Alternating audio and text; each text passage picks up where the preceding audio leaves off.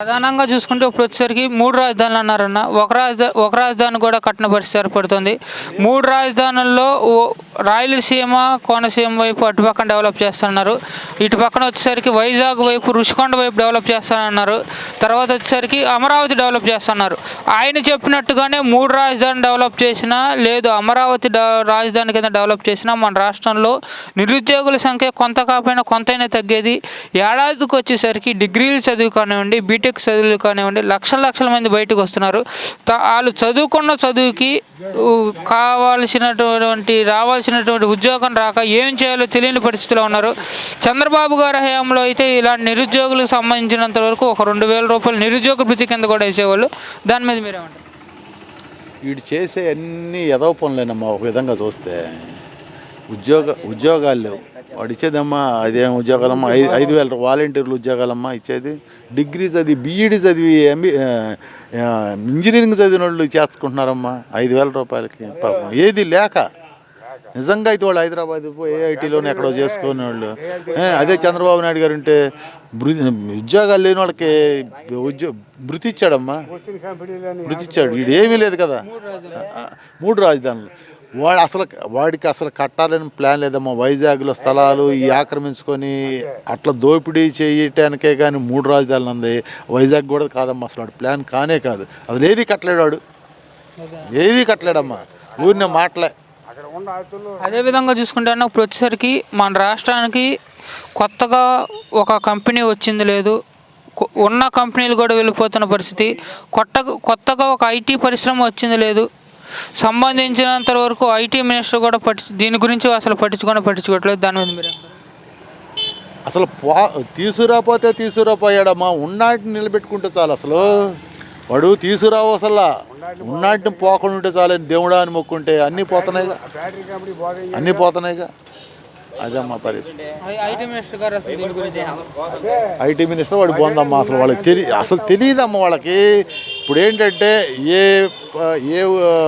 మంత్రి చేస్తున్నాడో కొంచెం అనుభవం అన్నా ఉండాలి, లేకపోతే దాని మీద వాడు ఇదన్నా చేసుకోవాలి. అసలు ఏమీ లేకుండా ఏదో అట్లా నడిచిపోతుంది గవర్నమెంట్.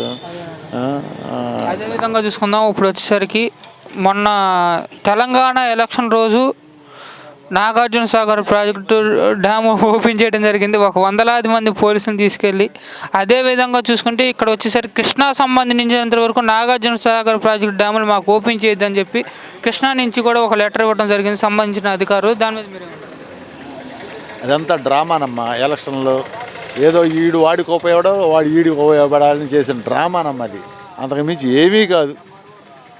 అది అదేవిధంగా ఒక్కసారి తెలంగాణ వైపుకి వెళ్తే రేవంత్ రెడ్డి గెలవాలని చెప్పి ఏపీ ప్రజలు చాలా ఇదిగా కోరుకోవడం జరిగింది. అసలు ఎందుకని అంటారు?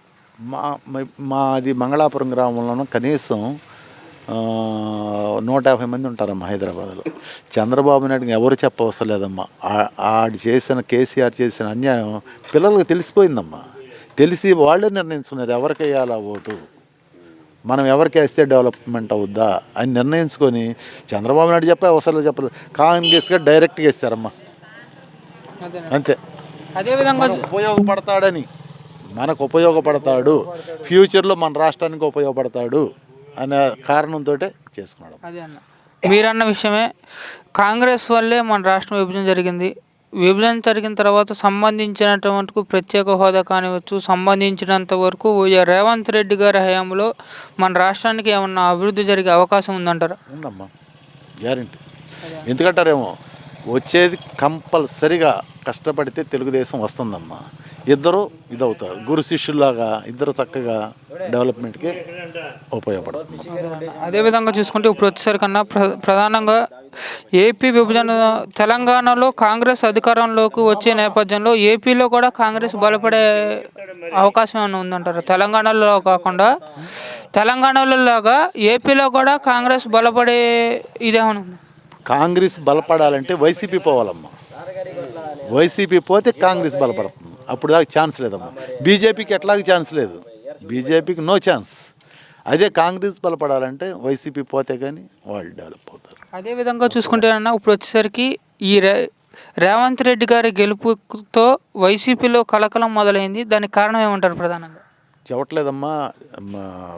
రేవంత్ రెడ్డి కూడా ఇంట్రెస్ట్ ఇన్ మన రాష్ట్రానికే ఉంటాడమ్మా. ఇక్కడ ప్రజలు కూడా ఆటోమేటిక్ రేవంత్ రెడ్డి అని ఇంట్రెస్ట్ పడ్డారమ్మా. అందుకనే కావాలని కోరుకుంటున్నారు. వచ్చాడు, ఇక్కడ కూడా మార్పు జరుగుద్ది, వస్తాడు, ఇద్దరు ఒకటవుతారు, డెవలప్మెంట్ చేసుకుంటారు. అదేవిధంగా చూసుకుంటే ఇప్పుడు వచ్చేసరికి పవన్ కళ్యాణ్ గారు చంద్రబాబు గారు కలిసి పోటీ చేస్తున్నారు, ఉమ్మడి కార్యాచరణతో ముందుకెళ్తానంటున్నారు. ఎలా స్వాగతిస్తున్నారు ప్రజలందరూ? ఏదైనా కూడా చంద్రబాబు నాయుడు చెప్పినట్టు ఇంటే కనుక పవన్ కళ్యాణ్ బాగానే ఉంటుందమ్మా. అక్కడ తెలంగాణలో కనుక వేరేకి వెళ్తే అట్లాగైపోతాడు. అదే చంద్రబాబు నాయుడు చెప్పినట్టు ఇంటే కనుక ఇద్దరు గవర్నమెంట్ మంది అవుతుంది. అదేవిధంగా plus point, Telugu Desam plus point. Okay అన్న. అదేవిధంగా చూసుకుందాం, ఇప్పుడు వచ్చేసరికి 24 ఎన్నికల్లో ఎవరికి మొగ్గు చూపే అవకాశం ఉందంటారు అవనిగడ్డ నియోజకవర్గ ప్రజలు ప్రధానంగా? కదమ్మా, అసలు నేను అనుకోవటం దరిదాపుగా అంటే వదిలేసుకోలేదు, కానీ తెలుగుదేశం 100% అమ్మ. దాంట్లో క్వశ్చన్ లేదు అసలు.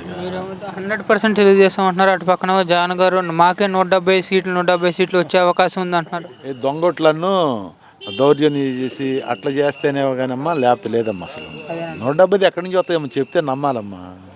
అదేవిధంగా చూసుకుంటే అన్నప్పుడు కొత్తగా ఒకటి వస్తుంది ఏంటంటే, మీరేమన్నా ఆస్తి కొనుక్కున్నా సరే, మీరేమన్నా పొలాలు కొనుక్కున్నా, స్థలాలు కొనుక్కున్నా, సంబంధించినంత వరకు ఒరిజినల్ డాక్యుమెంట్స్ ఏమో జగన్ గారి దగ్గర ఉంటాయంటన్నా, దానికి సంబంధించిన జిరాక్స్లు మీకు ఇస్తారంట. దీని మీద మీరు అభిప్రాయం ఏమంటారు? అందుకనే మా ఊళ్ళో అసలు పొలాలు జరగట్లేదమ్మా, రిజిస్ట్రేషన్ జరగట్లే.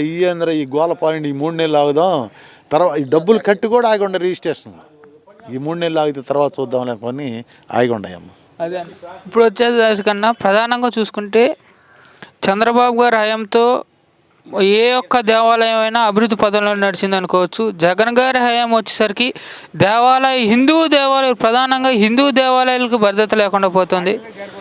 ఉన్నటువంటి కొన్ని గుళ్ళల్లో ఉన్నటువంటి పురాతనమైనటువంటి విగ్రహాలను ధ్వంసం చేసిన వాళ్ళ మీద కేసు పెట్టిన పరిస్థితి ఏర్పడుతుంది.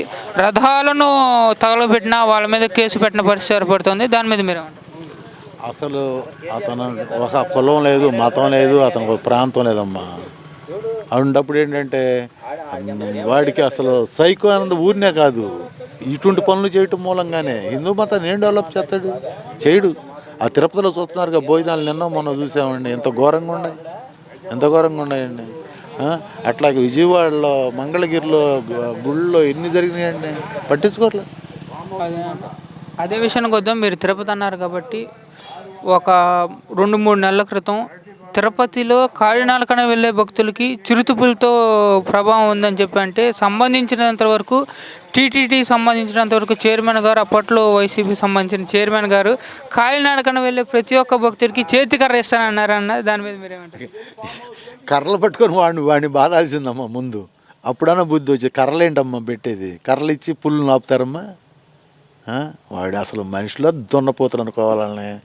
అంతేలేండి, ముఖ్యమంత్రి దరిద్రుడు అయితే మంత్రులు కూడా దరిద్రులు అవుతారు. అది